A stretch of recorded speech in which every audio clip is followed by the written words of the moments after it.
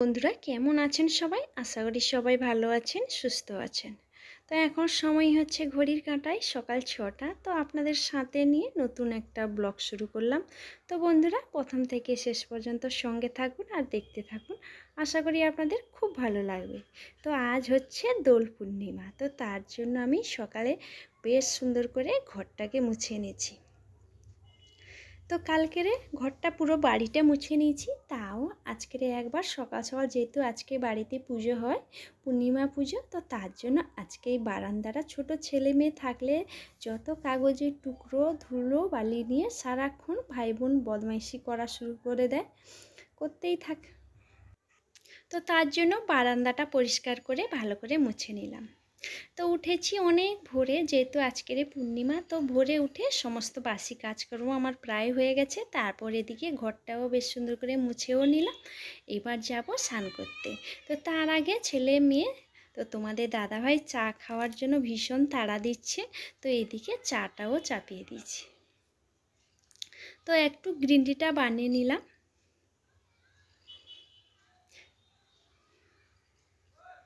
তো বাড়িতে সবাই তো সকালে চাটা খায়, তো তার জন্য চাটা একটু গ্রিন টি বানিয়ে দিলাম আর 2-4টে নিমকি বিস্কিট দিলাম।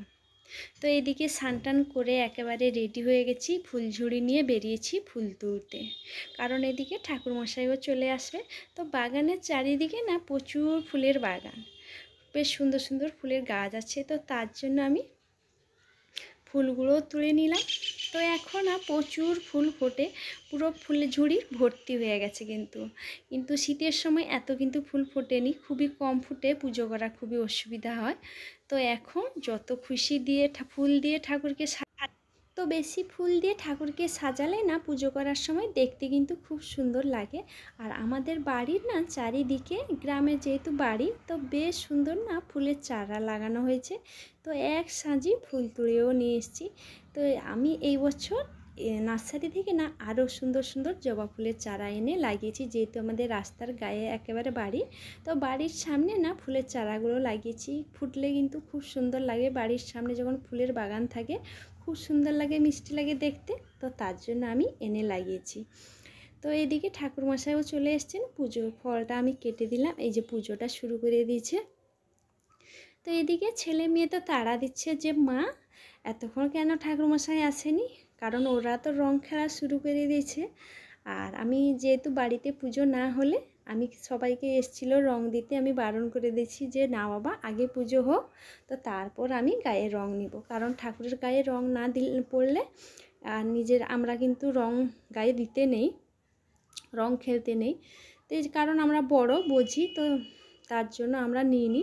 তো এইদিকে পুজোর পরে সবাইকে প্রসাদ দিয়ে তারপর এদিকে এই যে শাড়িটা রোদে পাতিয়ে দিচ্ছি। আর আজকের তো পূর্ণিমা, তো তার জন্য আমি অমাবস্যা পূর্ণিমা কাপড় জামা খুবই কম পরিষ্কার করি।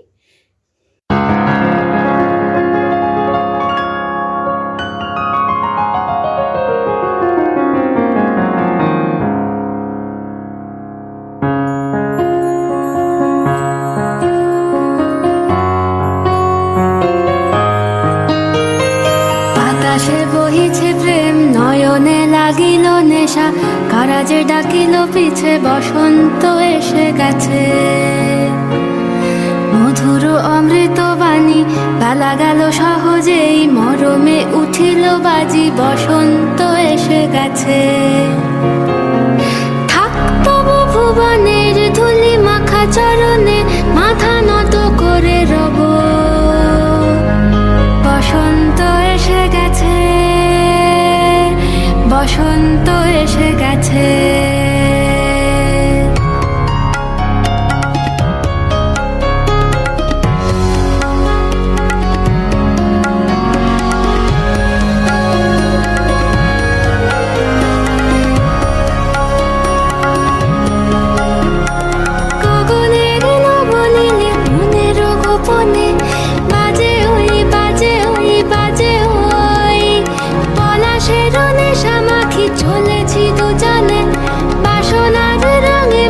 শ্যামলে স্বপনে কুহু কুহু শোনা যায় কোকিলের কুহুতান, বসন্ত এসে গেছে,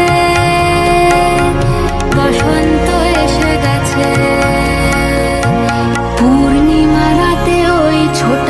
চুরি করে কারা, দক্ষিণা পবনে দোলে বসন্ত এসে গেছে। কেমনে গাঁথিব মালা, কেমনে বাজিবে বেনু, আবেগে কাঁপিছে আখি, বসন্ত এসে গেছে। থাকতব ভুবনের ধুলি মাখা চরণে, মাথা নত করে রব,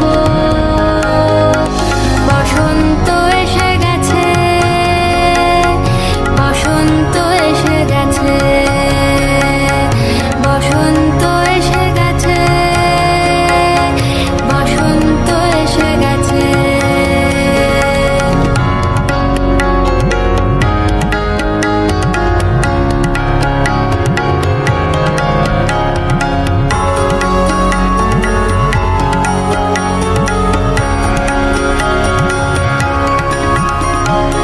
এই বসন্তে অনেক জন্ম আগে তোমার প্রথম দেখেছিলাম আমি, হেঁটেছিলাম নিরুৎ দেশের পানে। সেই বসন্ত এখন ভীষণ দামি আমার কাছে, তোমার কাছে, আমার কাছে, বসন্ত এসে গেছে। থাকতব ভুবনের ধুলি মাখা চরণে, মাথা নত করে রব, বসন্ত। সাবাজপুর বসন্ত উৎসবে তো দোল পূর্ণিমার দিন আমরা সকলে মেতে উঠলাম। তো এইদিকে আমি রান্নাটাও চাপিয়ে দিয়েছি, এই যে গ্যাসে ডাল সেদ্ধটা বসিয়ে দিয়েছি, তারপর এদিকে উনানে তো ভাতটা আর এদিকে সোয়াবিনের তরকারিটা রান্না করেছি, কারণ আমি সবসময় তো উনানেই রান্না করি। তো আজকের রান্না করব ডাল আর কুমড়ো আলু সোয়াবিন দিয়ে একটা তরকারি। নিরামিষ হলে না মেয়েটা কিন্তু সোয়াবিন আর ডালটা খেতে কিন্তু খুব ভালোবাসে, তো তার জন্য ডাল আর সোয়াবিন কুমড়ো আলু দিয়ে তরকারি একটা রান্না করলাম। আর এই তরকারিটা না খেতে কিন্তু খুবই সুন্দর লাগে।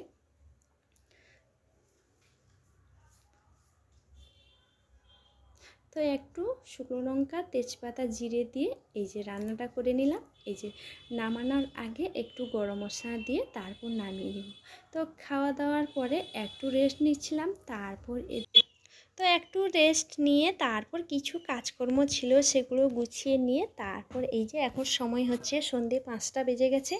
তো এইদিকে পুরনো পর্দাগুলো যে ছিল সেগুলো চেঞ্জ করে নতুনগুলো এনেছি বলে সেগুলো চেঞ্জ করে দিলাম। এই যে তো অনেক আগে থেকে এনে রেখেছি, কিন্তু সমস্ত জায়গায় তো সমস্ত জানলা দরজায় আগে থেকে সমস্ত পর্দাগুলো লাগিয়ে দিচ্ছি, কিন্তু আমি সময় পাইনি বলে আর লাগানোও হয়নি। আজ ভাবলাম যখন সময় পেয়েছি তো পর্দাগুলো টাঙিয়েই দিই। এই যে পর্দাটা টাঙিয়ে দিলাম, আর একটা শেড আনলে আমার পুরো বাড়িটা মেকআপ হয়ে যাবে। তো বাড়িটা না সাজাতে কিন্তু খুবই কার না ভালো লাগে বলুন, খুব সুন্দর লাগে। তো আমি চেষ্টা করছি একটু একটু করে পুরো বাড়িটা সুন্দর করে সাজিয়ে গুছিয়ে রাখতে।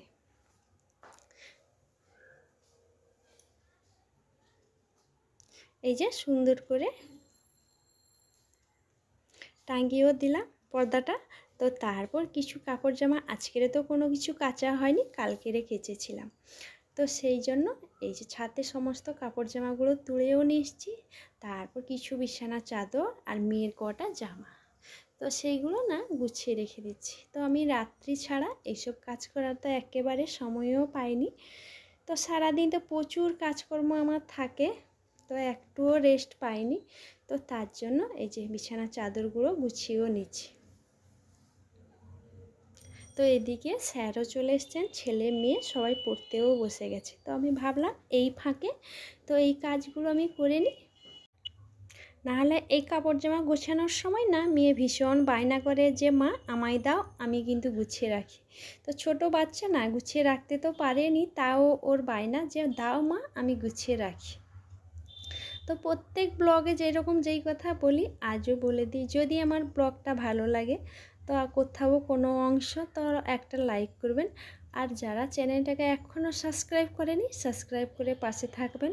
আর যারা চ্যানেলটাকে সাবস্ক্রাইব করে রেখেছেন তাদেরকে অসংখ্য ধন্যবাদ এতক্ষণ আমার ব্লগ দেখার জন্য, ব্লগে সময় দেওয়ার জন্য।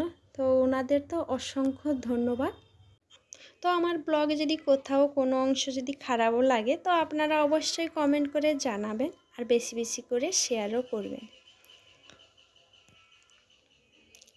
তো এদিকে আমি বিছানাটা সুন্দর করে গুছিয়ে রেখে তারপর এদিকে আমি ঘরটাও ঝাড় দিয়ে দিচ্ছি।